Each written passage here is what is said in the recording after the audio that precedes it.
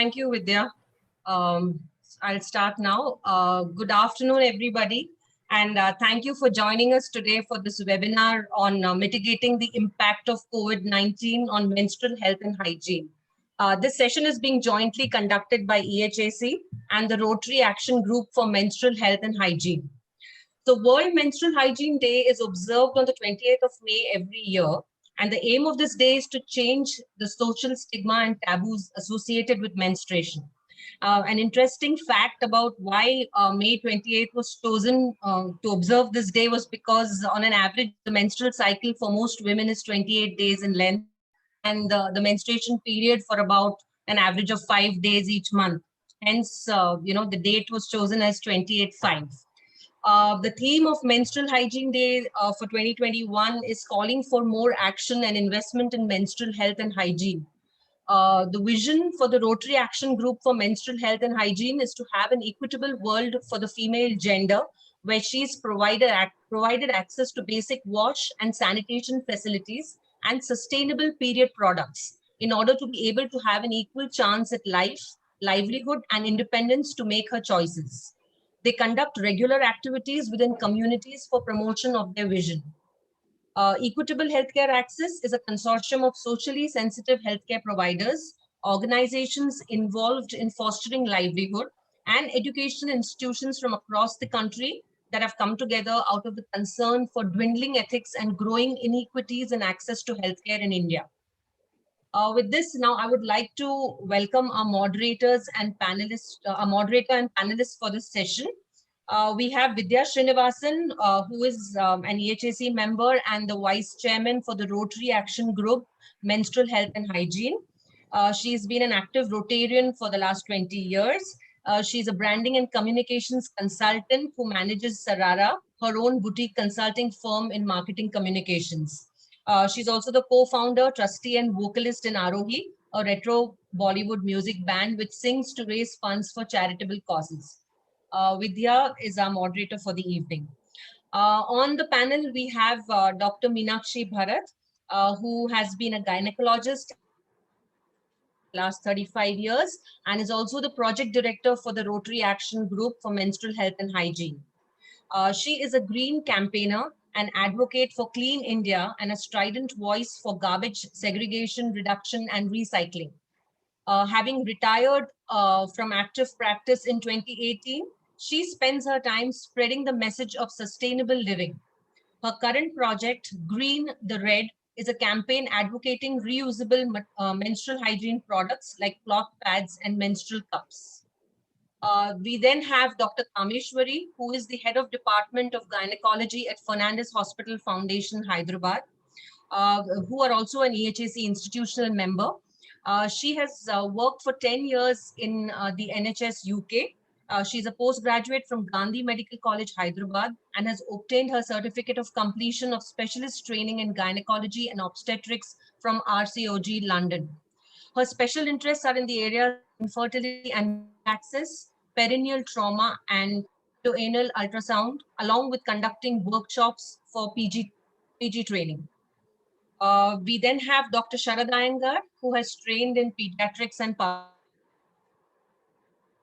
community interventions for maternal and child health and family planning at the Postgraduate Institute of Medical Education and Research, Chandigarh. And he then worked for the United Nations Population Fund in India. Since 1997, Dr. Iyengar has headed Action Research and Training for Health, ARTH, which is a not-for-profit health organization based in Rajasthan. ARTH's work features research, service innovation, community action, training, and support to government health programs in 3 areas: sexual and reproductive health, neonatal and child health, health systems, and policy. ARTH is also an EHAC institutional member. With this, I will give a hearty welcome to all of you, and thank you for accepting our invitation to join the panel. And I'll hand this over to Vidya now to take this forward. Vidya, you're muted.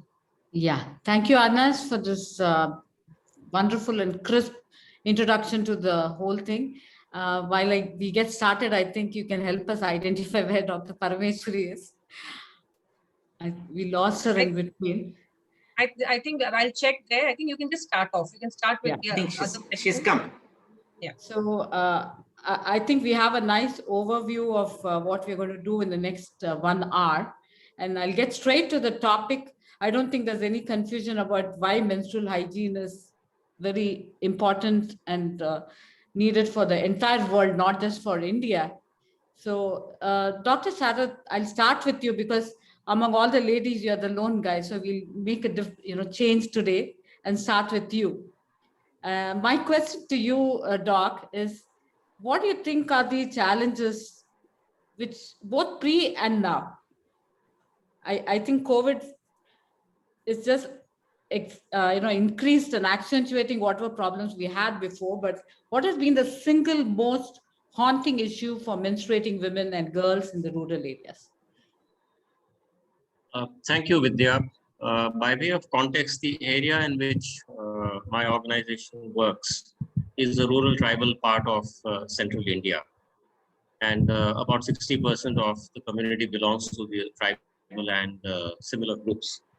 Poverty levels are high, and the example is that, for example, we retail a menstrual cup for 150 rupees, and that's still quite expensive for many women. And so expecting women to buy sanitary pads and spend anywhere between 30 and 50 rupees a month also is quite an ask. It is in this kind of an area that women have been using homemade cloth as well as cloth that they buy from local shops. There's a certain cheap quality flannel of a deep red color, and they use several pieces of those folded appropriately. And they last some 4 to 6 months.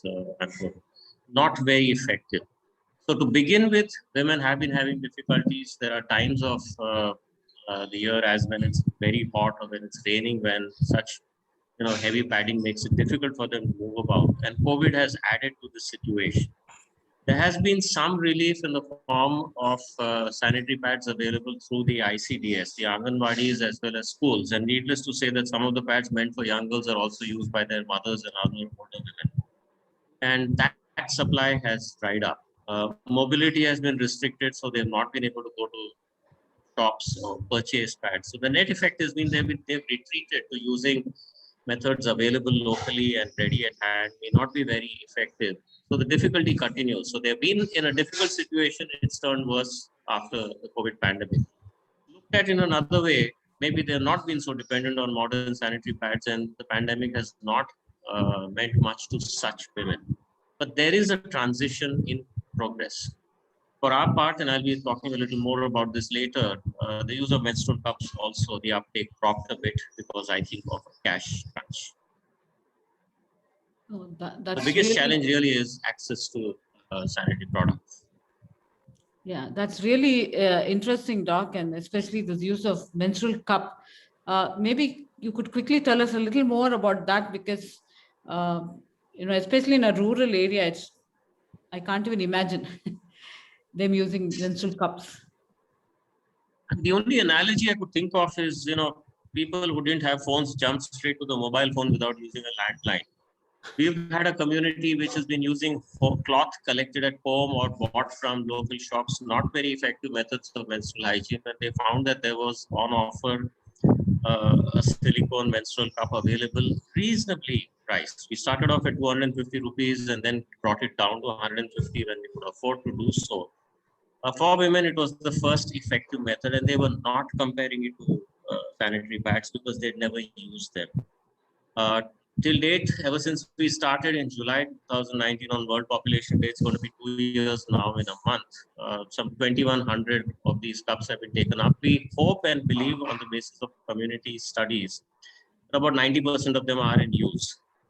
There was a time 6 months after we started when we found many women had bought the cup but were hesitating to use it. We realized a bit late that our community agents, persons who are actually health entrepreneurs, they make a little money on selling such items, contraceptives and cups, for example. They needed to provide more support, be with the women a little more. There were size issues, and through the process of what I might call post-marketing research, we figured out what was going wrong and have been rectifying it. And so there is now a gradual but linear growth in use of the cup. We haven't figured out. We were expecting geometric growth. That's not happening. the COVID pandemic has dampened the cash availability, and therefore we think that it's slowed down the transformation. But this is a community where 60% of the women are functionally illiterate. And so communicating with them relies on personal channels, a lot of pictorial methods, and so on. I won't go into details. This meeting is about a much larger issue, but suffice to say that even in poor illiterate communities, there is scope for a menstrual cup. We just need to provide it and price it, make it available with the right amount of support. I think that's a great learning today for us, Dr. Sharath. I'd like to now move on to Dr. Kameshwari. If you look at, our healthcare workers today, 70% of them globally are women. What do you think are the challenges faced by women working long hours in this field? Am I audible? Yes, Dr. Kameshwari. Unfortunately, my laptop audio something is wrong, so I have to log in with my phone. I'm sorry, I don't know if I'm visible or not, but yes, you are. I made it. Nevertheless. Yeah, thank you so much for making me a part of this wonderful discussion. Very useful and practical need of the day. Yes, work life has changed dramatically for women, female workers, and you rightly put it, 70% of our healthcare workers are women now. Their life changed not only at work, but also life outside work has been incredibly demanding for them. Especially they are the female caregivers at home. All these lockdowns, restrictions, all these who affected women so badly, who have domestic responsibilities as well. So they are unable to have a good work-life balance now. They are overloaded. They have challenging shifts at work. They have mental load of constantly planning, scheduling, coordinating, prioritizing, problem solving, so many things they have to do. And for us healthcare workers, it's a different ball game altogether. And thanks to this COVID pandemic, we have to wear PPEs for long hours. And we have, you know what is PPE, I'm sure, personal protective equipment. We have a special gear when treating women patients. We have to cover ourselves with a special dress and a visor and masks and gloves and whatnot. And unfortunately, once we enter this PPE, we can't come out of it, what we call donning and doffing,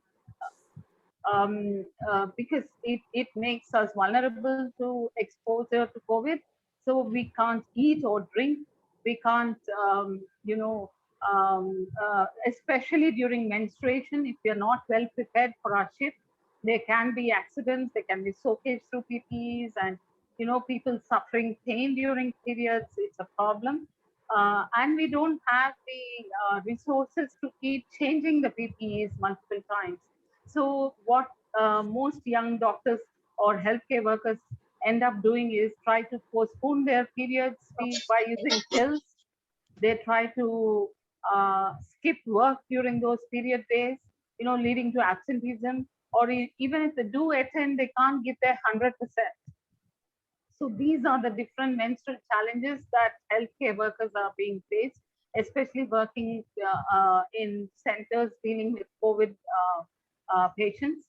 And of course, for the other healthcare workers, the problem of access to sanitary pads, problem of access to health education, how to use them. All the young girls, we get approached by a lot of patients, female patients, not knowing what is a period. They start periods now. They don't go to school. There is no health education. So they are very, very anxious, and the mothers do teleconsults with us asking for advice.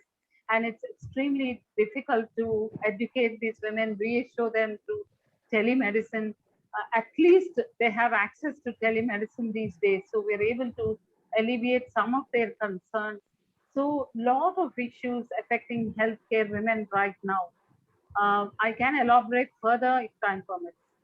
Yeah.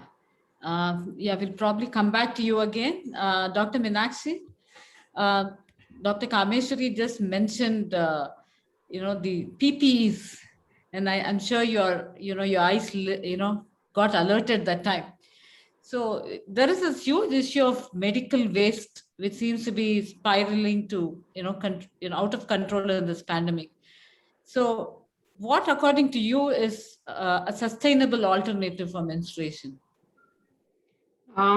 Even though Dr. Sharat turned around and said that, menstrual cups are the change that needs to happen, but there is a hesitancy in that.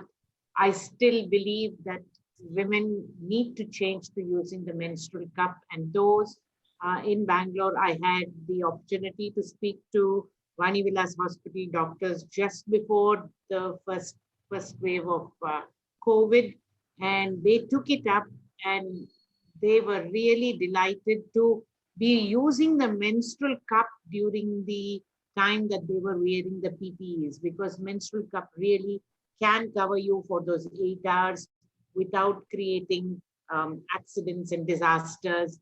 So they were truly happy. And I believe that if we change, yes, I know Dr. Sharat is saying even 150 rupees is expensive.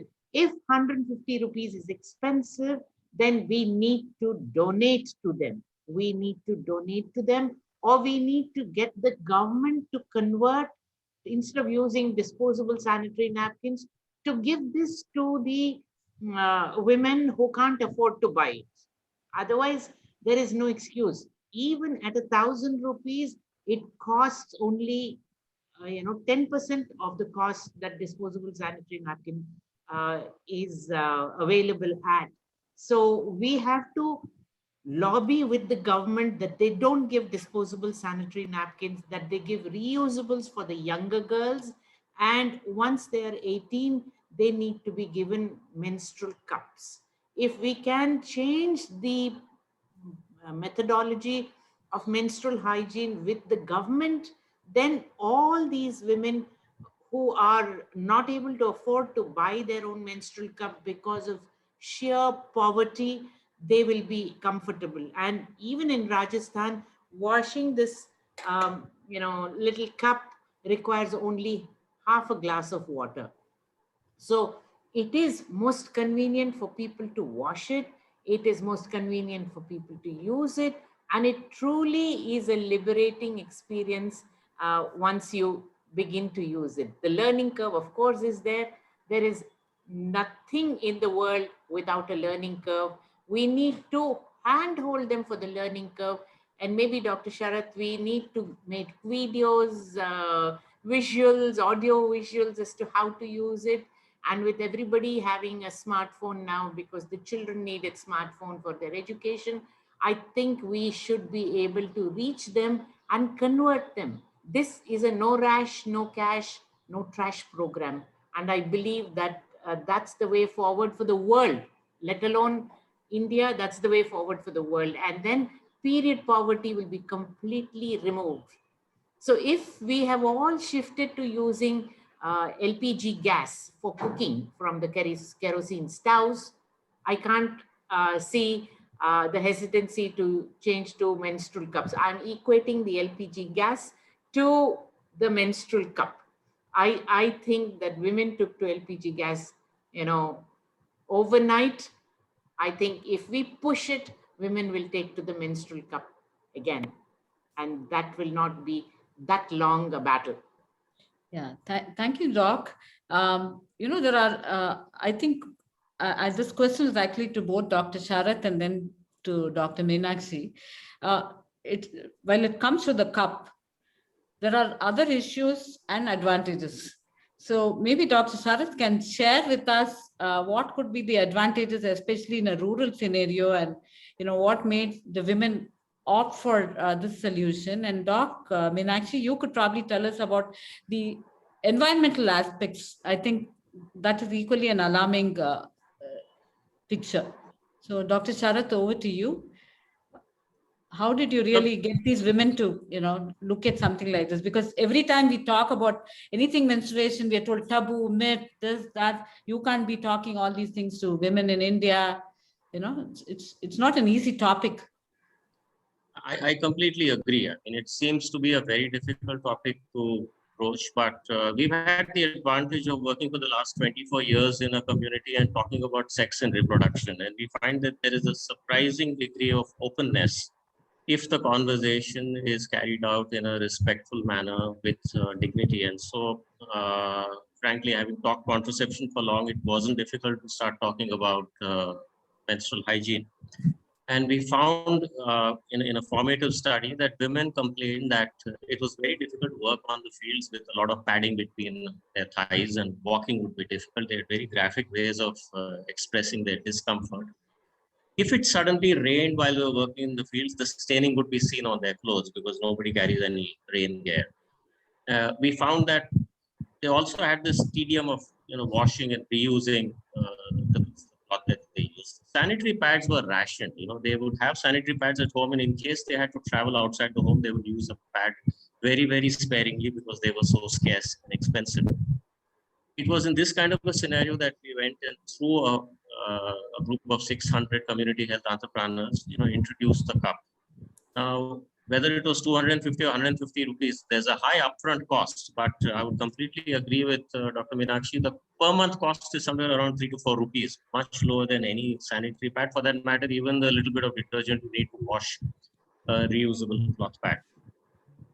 What we initially missed out on was the amount of support and help that women would need, and reassurance that, look, this is not very big. It's not going to disappear inside of you, because many women have this belief that the body is one big cavity and anything put into the vagina might just disappear somewhere inside the body.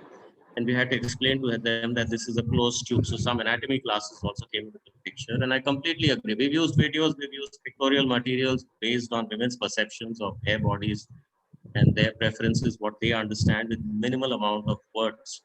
And we've used a lot of messages reinforcing repeatedly.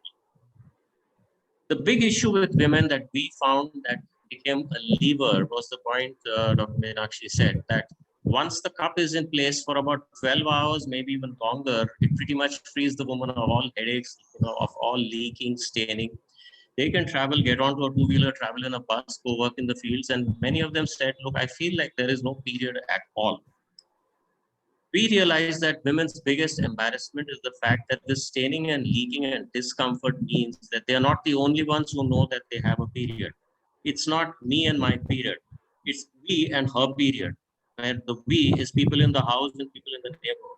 And when everyone knows about her having a period, it means that there are restrictions and taboos and so on and so forth. If a woman is able to keep her period a private matter just to herself, it becomes rather difficult for the traditionalists to go around saying, don't do this and don't do that. They don't know that she has a period. And I suspect, being a man, let me not claim too much knowledge on this, that urban women and working women make use of this fact. Most of the time, nobody other than they themselves knows that they have a period. So I feel that the privacy of having a period with an effective method of menstrual hygiene is critical to liberate women from these restrictive practices and taboos. So there is a role for technology and how it is used. And perhaps we hit that right spot in a number of women. Many of the women, about 50, 60% of the women who adopted the cup in our area are so happy about it that they're going around telling others and converting others to it. But there is an important 20 to 30%, and I dare say it is the younger girls who are more hesitant. They lack the confidence to use it properly. Clearly, that's a segment that needs more work. And there is also this danger of trying to label all women as being similar, all girls as being similar. No, they're quite different in their attitudes and their approach to manipulating their own bodies and even for menstrual protection.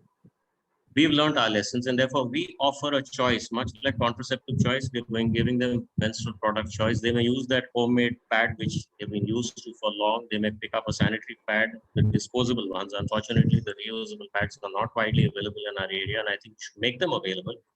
And the menstrual cup. We are not going around proselytizing the cup and saying this is the best thing and the only thing. We're going slow. Let women decide. Oh, that's really very interesting and very insightful, Dr. Sharath.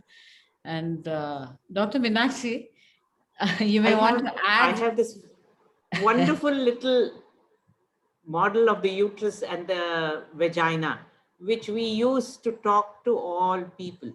And if that is something that will help you to, convey the message that this is a dead end and it's not going to climb up. maybe we should just provide you with as many as you want. About 800 would do. Well, Half a million population. We used to get this about 20 years ago. There was an Ahmedabad-based organization that was Yes. giving these out. That organization disappeared, and the web is not giving me anymore. So No, we are still getting it from Gujarat. We are still getting it from Gujarat, and it's at the cost of $150. Now, if we say 800 pieces, maybe he will give it to us at less. But I thought this was the most wonderful, adjuvant to our menstrual cup history as to how to put it in. And of course, we give a lot of lectures. I still work in the urban scenario, but all the maids and all the Paura Karmikas, the women who are the street sweepers and all, they have taken to it very comfortably because it makes, like you said, a big difference. 10, 12 hours, they don't have to worry. And the leaking is so little. The leaking, is negligible, less than 5%. And so they are once. So my question is, pehle istemal karo, phir vishwas karo. Yeah, that's nice. Dr. Kameshwari, while we spoke about products and alternatives, it's not all about menstrual hygiene and health is not all about, the physical aspects of it. What would you like to, say on the other effects and the other issues, especially with COVID?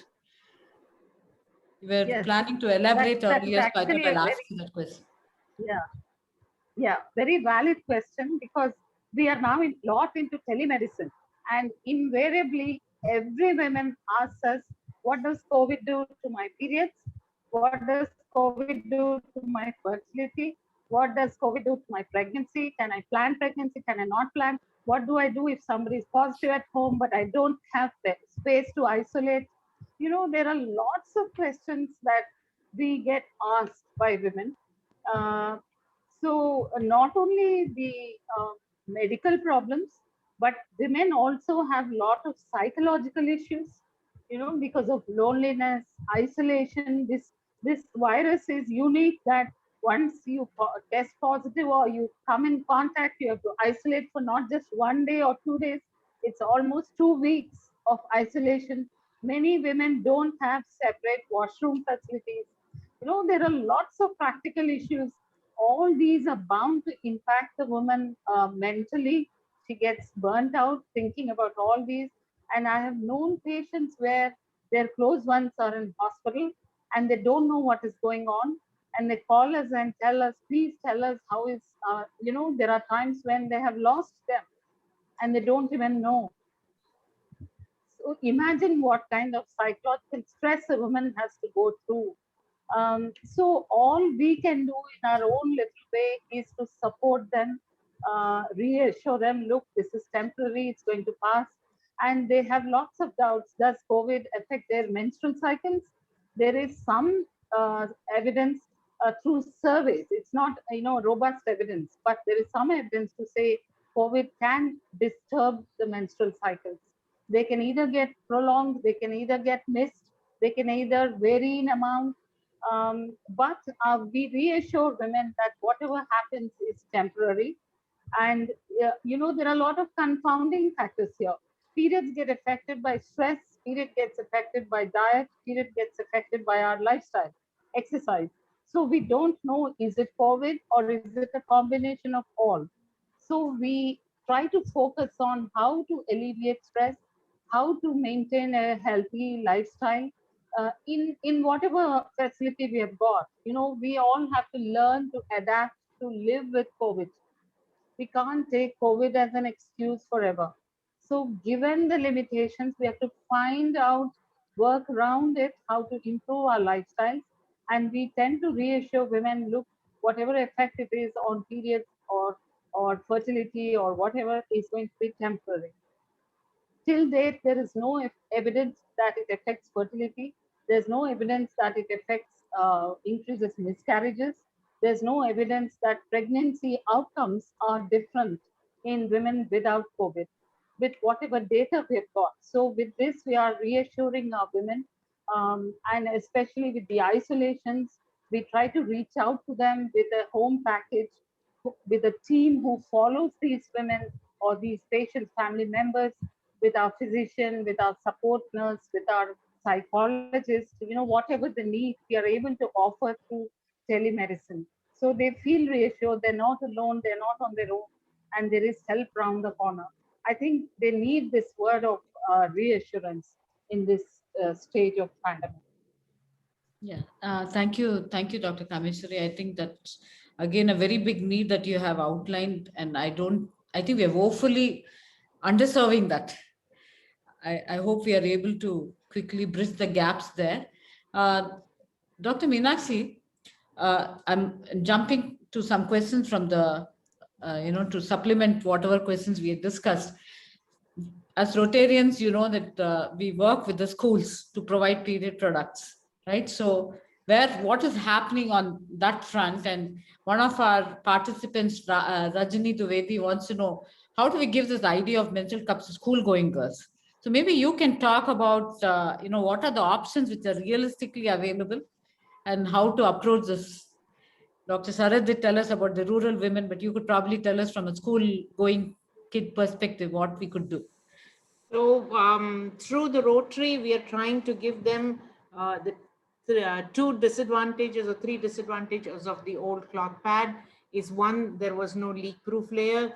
Two, it was old rags that was being used. And three, because people knew that it looked like a menstrual hygiene product, they would not dry it out in the sun. And in India, we truly do not have, except for small pockets, we don't have any lack of sunshine. So what we have done is get this jacket done and make these pads that just look like a rectangular piece of cloth, and they have to personalize it with the dhobi mark or whatever, because really you can't be sharing your menstrual hygiene products with your sisters or mothers or whatever it is. And this can come for about 3 years, and eventually, even though it costs about 300 to 400 rupees, you can basically keep this cloth pad, make it with other material that you have. And this leak proof material is the most important of it. It can prevent you from leaking and staining your clothes. So this is what we've been asking schoolgirls to take it with pads like this. We give it to them. We can gift it to them. We can do it as part of the WASH and the teach programs that Rotary is doing. They have been giving mobile phones, they have been giving iPads, they've been giving so many things for the school children for furthering their education.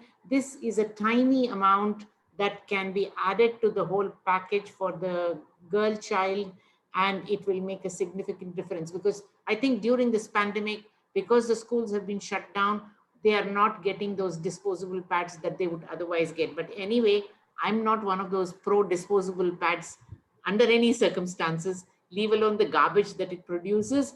But the fact, like Dr. Sharath said, they use it for a longer time because they don't have enough pads.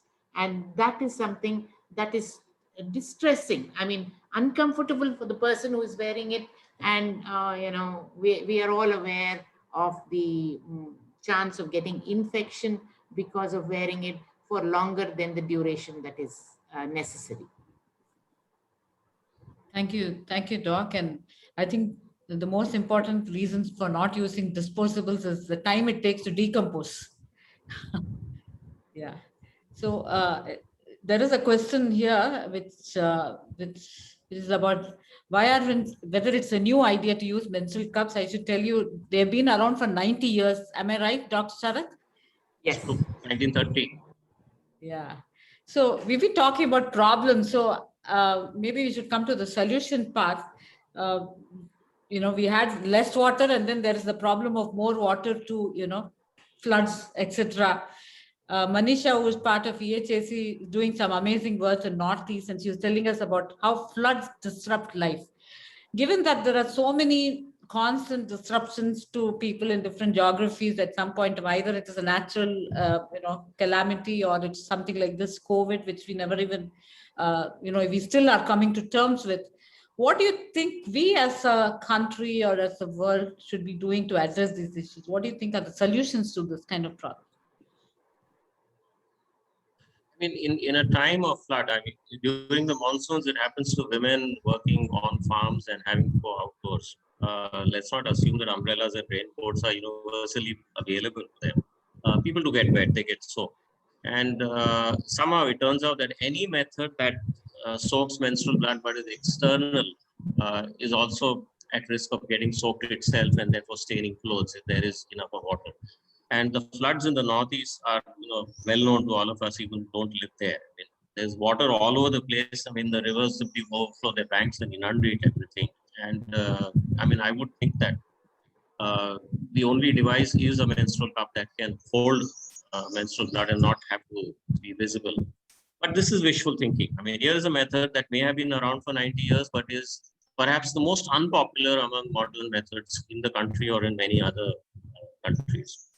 And it is in this connection that, when in our area we were asking about the advantages of the disposable pads, we realized that in rural areas, disposal is not an anonymous act. Women said that when we go out with that plastic bag or whatever it is to throw a pad, it seems everyone is watching us. We just cannot just walk out and chuck it away somewhere, and therefore we don't like those pads because they've got to be disposed. There is a very strange aspect of lack of privacy, which in a way goes against the disposable pad. They prefer reusable items. We're finding that women who are used to sanitary pads, disposal or otherwise, actually have more difficulties in changing over to the cup because they're already well used to something that works for them. It is women with ineffective methods that transition perhaps to a cup much easier. So I think we need to understand women's psychology, but in areas with natural calamities like floods or other crises, I mean, it could be also COVID-related disruption of life. We need to recognize the fact that you need a whole marketing distribution system, a supply backup system, and at least with the cup, you need quite a lot of personal human support. We've been trying out helplines, we've been trying out even, human connects by way of our field answer planners. I mean, this is really the learning curve. The learning curve when a critical mass of women have that knowledge in the community and can advise the newer users, that is going to take some time. There is a lot of hesitancy about young girls and women, and there is this, I think, wrong assumption that young girls cannot use the menstrual cup. And there are different sizes, and let's not get locked into the whole notion that women who are not sexually active cannot use the menstrual cup. I mean, this has been shown the world over. It happens in various places. But I would think that far more important than expecting adolescent girls to go opting for a cup, whether it is distributed through schools or otherwise, it is important that the women that they look up to, commonly the mother or some other similar older woman, believes in the cup and gives her advice and support. And for that, I feel that for the older women should be using a cup first, and then helping, guiding, and supporting young girls. The last thing we would want is a situation in which a young girl or young girls are being accused of being perhaps promiscuous because their use of a cup changed their anatomy in some ways. My point is not that this is true or valid, but the point is we've got enough of freaks in this world who go around with their misogynist ideas and who go around using any and every lever to go around pointing a finger at young women. And I think we need to build a support system by having the older women trust this method. And there's no better way to trust the method than to use it. So many issues and so many solutions to that. Dr. Kameshwari, I wanted to ask you a question, Yes. Do you think that, does there any effect of COVID on menstruation as such? Is there any change? You're seeing patients day in and day out, because I've been reading and, personally also I've observed that many people are complaining about a change in their cycles or heavier cycles, maybe some effect of vaccination. The evidence is mixed. It's not strong, but yes, if you do a questionnaire survey, definitely I think at least 25% of women report some change in their menstrual cycle. It can be missing a period, it can be delays, it can be heavy, even after menopause, we've had many patients incidentally coming with postmenopausal bleeding, whether it is COVID effect or stress or all put together. We don't know the answer right now. But yes, this has been reported. And there is also this theory that vaccine can also impact on periods. Although there is no scientific basis for this, we are yet to wait for data to tell us one way or another. The honest answer is we don't know the effect of vaccine on menstrual cycles. As of now, we have all been vaccinated. None of us have experienced any such change within our hospital population. So we need more data to prove or disprove that. Okay. Thank you, Dr. Kameshwari. Dr. Meenakshi, I think you've been answering some questions which are on the chat parallelly. There's so many myths with the vaccination itself. Should people vaccinate or not? When do you vaccinate during periods? You know, there's so many WhatsApp messages and all kinds of things. So what do you have to say on that? I think one just has to take this vaccination just because it's a new vaccination. We're all waxing and waning about it. We take so many vaccinations in childhood. We take tetanus injection without batting an eyelid.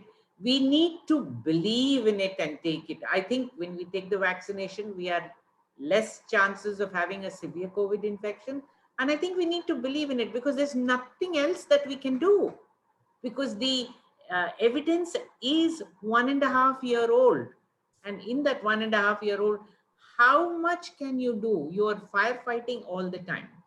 In the other topic that Dr. Sharad said, I always say, mothers must use it before they want their children to use it. There's always a question, can my 14-year use it? I want you to use it first. You have belief in it. Then you handhold your 12-year-old or 14-year-old or 16-year-old, and then there will be no problem. I always believe one of these days, all the mothers-in-law and all the mothers in the world will come and hang me to a tree because I have been instrumental in getting rid of their virginity. So it's like that. Well, please, from age 20 to age 50, you have 30 years in which you can use 3 cups and completely deal with your period problems. Have, liberation from your period problem. But unless you try it, unless you learn about it, unless you experience it, there is no hope. I think, come in May of 2019 to Fernandez Hospital, and I spoke to about 1.5 dozen doctors. I don't know whether they converted or not, but I think the doctor community needs to convert first, and then they can talk about it with passion to their patients, and then it will go viral because every single converted person should be able to convert 10 to 100 people. I believe in it. I don't know if I am right in my assumption. I think it's the mother-in-laws and the mothers who are resistant to the change first. So repeated education is the only way out. True, Doc. And I should tell you that there's a classmate of yours who's on the call, Sashi from RMHS. So I'm just reading out from the chat.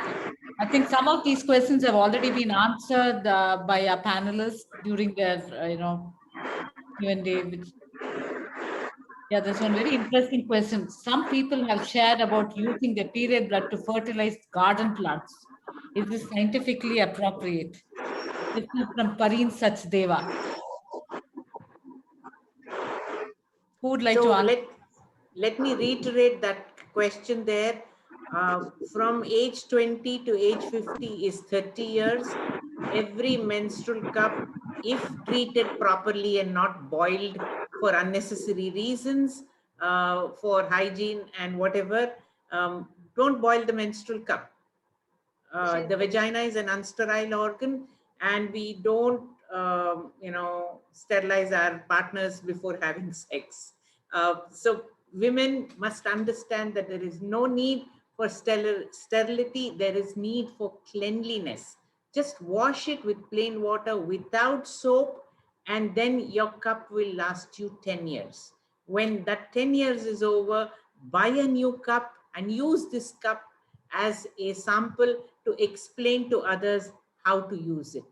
So it lasts 10 years. It's truly wonderful. Yeah. There is a question about cloth pads contingent to access on running water. I think you have answered it in the chat. I've answered it. Yeah. Dr. Sharad, would you have any experiences, especially from a Rajasthan perspective, with water not being, the question is the use of cloth pads contingent to running water, access to running water? Considering that Forget about running water in the villages. Water is fetched from a hand pump or from a well, and then it is used. And when there is a lack of water, when you don't have water running out of a tap inside your house, you tend to use less of it for everything. Despite our sensitivity to this issue, took us some time to figure out when we started providing services to women in rural areas. Women are not as clean when they come for gynecological checkups in a rural clinic as they would be in an urban area, and you need nerves of steel to run a clinic in that kind of situation. And yet women would do their best to try and remain as clean as possible, and they'd come in wearing their special dress. Point is, the lack of water affects several things, including hand washing and food hygiene and so on. It is expected to even affect the way they wash their clothes and therefore cloth pads. Anything that reduces the amount of water required for washing would be a blessing, especially in these areas. More water means longer trips to the water source, and the trips are by women, not men. And so we do need to recognize that one downside of anything that needs a lot of washing and scrubbing is the need for more water, or the use of very, very strong detergents, which then have their own effects, because some of them might then remain as residue on that cloth and then create a rash or irritation. I think these are the things that need to be looked into further when we talk of reuse. And there is a distinct advantage to reusables, but there is also this downside which needs to be understood on the ground in empirical work. Okay. So the project which says that Har Ghar Mein Nal, I think is good in a way, but it is very bad because it gives us the feeling that बहुत पानी है, and नल खोल के कर दो, forget about it, have a long conversation or do your cooking and don't worry about it. When they come from the well or from the bore well, they are more conscious than we are. We are horrible wasters of water, running water. So Har Ghar Mein Nal is, the nalka pressure must be lowered. We are terrible in using water. And the other thing is that this pad just needs to be soaked in half a mug of water. आधा मग में अगर आप 15 minute सोक करेंगे और ठंडा पानी में, not गर्म पानी में, or whatever is the tap water temperature, then you squeeze that out, the blood will come out, and then you can wash it with ease without too much of detergents. So this kapda is truly kora kapda. So Yeah, therefore it washes that much easier. Yeah, I think the next questions are, and whichever of you can answer. One is referring to the coppery smell without washing the cup with soap or alcohol. I think you should address the issue of smell, menstrual, blood smell.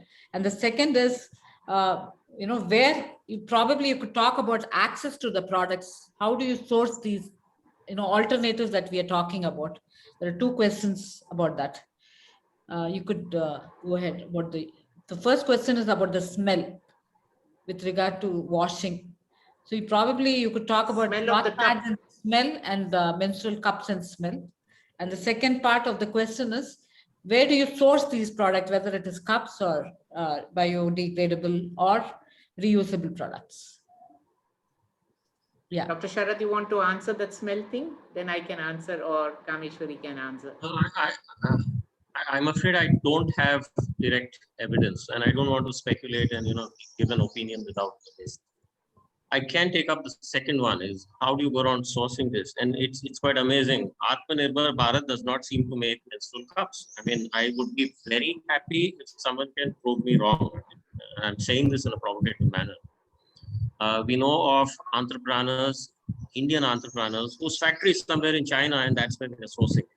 So I really hope this reality changes. And the second fact that BIS standard norms come in, because there aren't standard norms for the menstrual cup. And so pretty much people like us have to intelligently look at these things and see whether they're flexible enough and strong and yet resilient and long lasting. So we do need some work on this. We need local manufacture, but having said that, there is wide availability thanks to a lot of supply from where it comes.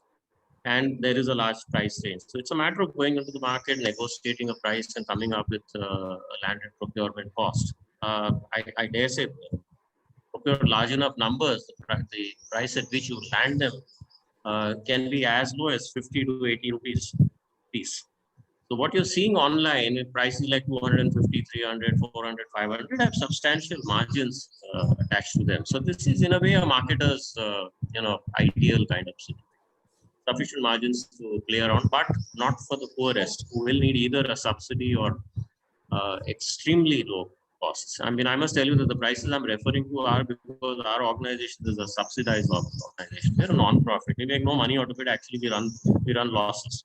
But that's what we contribute, and therefore the prices to the user are extremely low. So whether it is pads or cups or so on, I mean, there is a supply, you can manage them. But the challenge we faced during the COVID pandemic, especially last year, when virtually everything was locked down, including the use of vehicles, was how to get these into villages where our community agent could supply them to women. So we used to go around putting sanitizers and medicines and drugs on top, and our man would say, I'm going around giving essential drugs to the community. If he had gone and said sanitary pads and cups, probably the fellows, the police and the others would have thrown him out. Unfortunately, certain things are not seen as emergency supplies. I think it's important that menstrual hygiene products should be labeled as essential supplies. Thankfully, they were available in chemist shops, and the chemist shops don't close. But I wonder about women being able to go all the way to a chemist shops and buy these things if they are poor and illiterate and have less mobility. So I think there are issues around supply. It is doable, but it needs some amount of thought and effort to maintain a supply chain. I'm happy to tell you that, at least within our Rotary Action Group itself, we have 2 manufacturers in India of the menstrual cups. We have 2 people who are members of Rotary who are manufacturing menstrual cups, and we'll be happy to connect you to them. Happy to be Dr. corrected. Meenakshi, do you have anything to add? Then I have a last question for Dr. Kameshwari. So these are the cups that are manufactured in India, and they are made of medical grade silicone. And part of the cost is because it is platinum cured medical grade silicone. The other one is called TPE, which is not silicone, but a form of plastic. So which is why the cups that come from the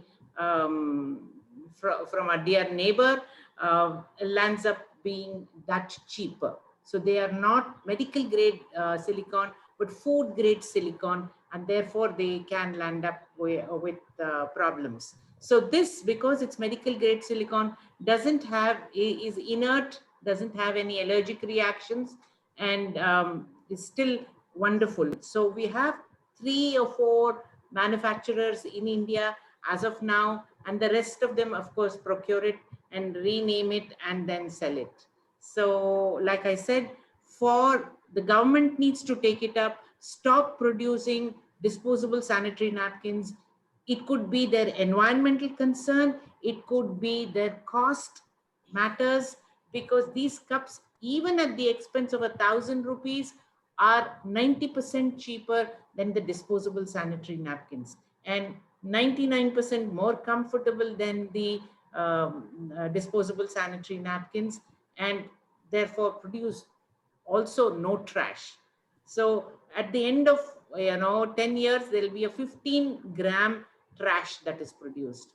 So, and this is recyclable into lesser products. So somewhere all of us have to lobby with the government and say, start looking at making a change. You need to do good by the women of India. And then we can lobby with everybody else saying, don't give, disposable sanitary napkins free like they do in Scotland. It's crazy. Yeah, thank you, Dr. Meenakshi. Yeah, I will end with the last question to Dr. Kameshwari. while Dr. Meenakshi said, we need to lobby and, we need to, go for advocacy with the government. I think change starts with ourselves. So Yes. you're a person who's actively, working with women. You see women every day in your daily practice. So what percentage of these women actually are open and using such products? I want to be extremely honest. If I see 100 patients a day, I would find 1 or 2 using menstrual cups. This is a sad state, but I couldn't agree more with Dr. Meenakshi and Dr. Sharath. Yes, the advantages are, speak for themselves when we use this menstrual cup. And how to clean them without smell. Maybe you could boil them, you could sun dry them, you could soak them in vinegar. There is also chlorhexidine. If it's available, even lime juice, a lot of tips are there.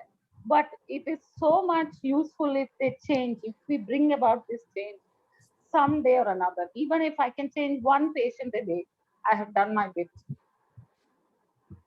So I hope that all the doctors who are menstruating, unlike me, if each single woman who hears this lecture, this discussion will change, you will then transform the country. So we can give you lovely posters that you can put up in all your waiting rooms and give them the curiosity of what can change and how they can be more comfortable during their periods. Please do send email soft copies to me. I will do my bits in our population. So, and Dr. Sharath, we want you to connect to Rotary in Rajasthan, and we'll do the lobbying from this side for you to get free cups. Certainly love to do. Somebody's phone is... I'm sorry, there's so much noise from somebody's phone. Yeah. So I think that brings us to the end of this wonderful discussion. I think a lot of deliberations have happened and a lot of positive ideas have also flown from this evening.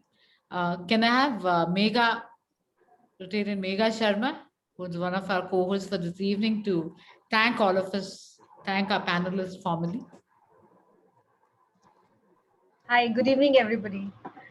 On behalf of Rotary Action Group, Menstrual Health and Hygiene, I thank EHAC for joining hands with us to mark this International Menstrual Hygiene Day.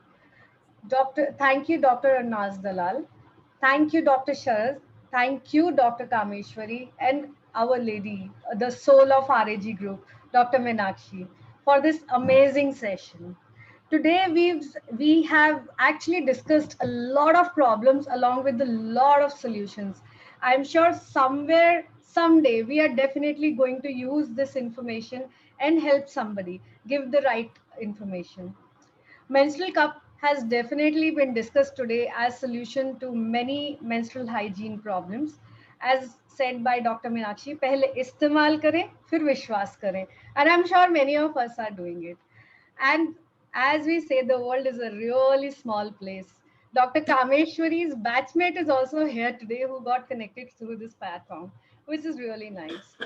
And Dr. Kameshwari, thank you for discussing and breaking a lot of myths regarding COVID, vaccination, and the impact of menstruation. I'm sure many would have got the answer towards it. And we are definitely going to especially share this program, today's session, to the COVID help groups, because they get a lot of such questions from all of us. And as Dr. Sharath rightly said, menstrual hygiene products must be marked as essential. And I'm sure if we continue doing this, if we continue going ahead like this, this will definitely become an essential product. So thank you very much on behalf of RAG Group. And I would like to thank all the ladies and gentlemen for being a wonderful audience today. A lot of clubs from Rotary District 3131 have joined, including WINS Chair Achna. And many insightful questions have been asked. Very interactive session. And estimate of 1.8 billion girls, women, and transgender people menstruate. Yet, menstruation is a problem of millions across the world that they cannot manage their cycle in a dignified and healthy way. Even in the best of times, gender inequality, discriminatory social norms, cultural taboos, poverty, and lack of basic services often cause menstrual health and hygiene needs to be unmet.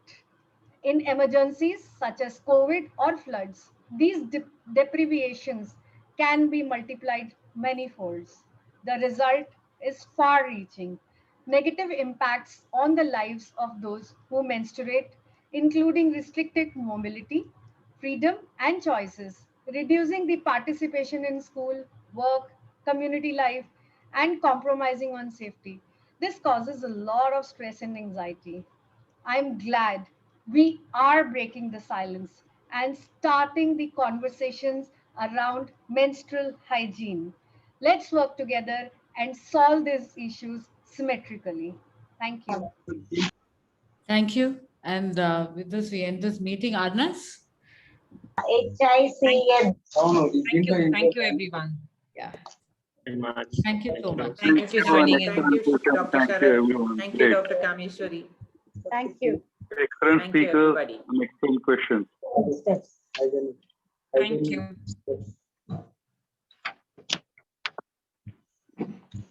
Infection control in charge. ఇది correct 7 steps. అంతే 7. Everybody can leave now. Thank you for joining us today. Thank you. Meeting ends. Thank you. Thank you.